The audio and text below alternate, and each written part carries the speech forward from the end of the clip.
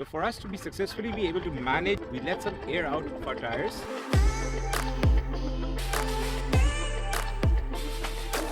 Hi everyone, thanks for tuning in. Today we are here to talk about deflation and the importance of it. Whenever you enter the sand, you're driving on probably the most unstable surface that you'll ever drive. We talked about this in one of our previous videos. So you're always balancing traction and power. Too much traction, not enough power, your car's not going to move. Too much power, not enough traction, you're going to actually spin your tires and dig in instead of moving forward. So for us to be successfully be able to manage these two factors, we let some air out of our tires to increase the surface area and give us more traction in the sand. There are primarily three main methods to deflate your tires. So let's go and examine each one of them. I'm going to be demonstrating on my spare tire since I have apex valves installed on my regular tires.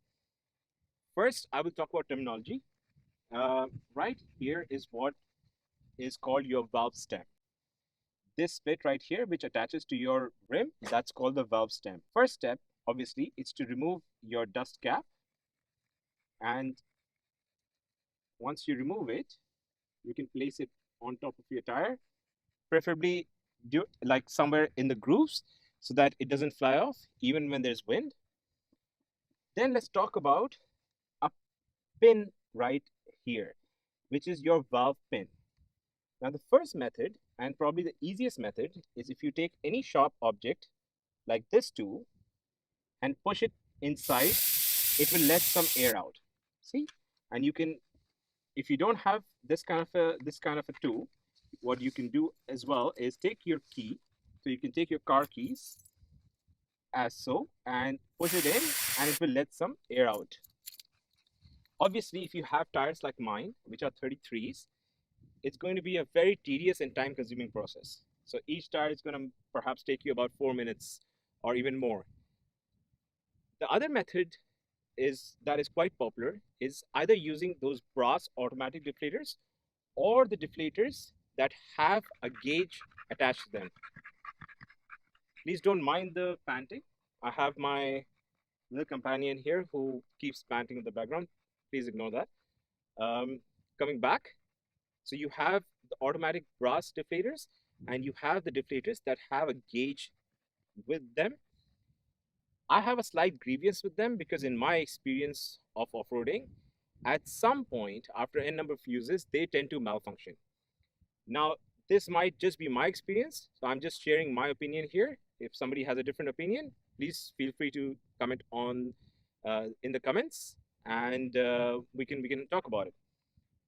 The third and the method that I recommend to all newbies, especially the ones that come to our beginner course, the method that I teach them is using a valve pin remover. So you have two different types of valve pin removers. One, which is the classic one, and the other one, which has a magnetic tip. So the atmospheric pressure inside the tire is obviously much higher than outside.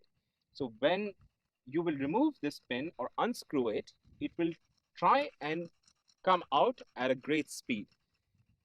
And that is why the magnetic tip valve pin remover is a better option when you're starting, especially when you're a newcomer. Now let's talk about how this method works. First step is so this is designed like a screwdriver. So I will push it in. The first time you push it in, it might not click in. It might or it might not, but you can easily tell. So as I can move it around without actually manipulating the valve pin, I know that it hasn't clicked in. Then I will turn it to a point and where the click happens. Once I feel the click has happened, I will rotate it counterclockwise while applying some pressure inwards. Now, the inwards pressure is very important because as soon as the valve pin is free from the groove, it's going to try and come out very fast. And even with a magnetic tip, there is a chance that it might fly off. And if you don't have spares, that is a bad thing in the desert. Once the valve pin is free, I will gently let it out. Once it's out, as you can see, because of the magnetic tip, it stays in its place. The next step is take a tire pressure gauge and measure. So even with the valve pin removed, you can measure it.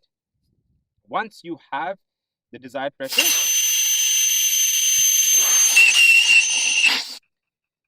I recommend, especially the newcomers, because initially, once you get enough practice of it, you can put the valve pin quite comfortably inside. But initially, what I would recommend is give yourself a couple of seconds for the pressure to decrease and get to the pressure that you want. So let's suppose you want 14 psi. I would start plugging the pin back in when it's 16 psi. And I use my index finger and my thumb to guide the pin back in, because even with the magnetic tip, as I said, because of the pressure, there is a chance that it might fly off. Very important thing to note right here is that this needs to be snug, but not too tight. If you tighten it too much, this will be damaged and it might get stuck there. Or worse, it might start leaking when you're out in the middle of nowhere. Next step, I will recheck my tire pressure, see where it's at. If I'm not happy with it, I will resort to the first method that we talked about. So use any sharp object, push it in, get it to the pressure that I want. This way I can fine tune it to exactly the pressure I want. Once that's done, put your dust cap back and you're done. Now this method, the main reason why I recommend this method is because this is an adventure sport.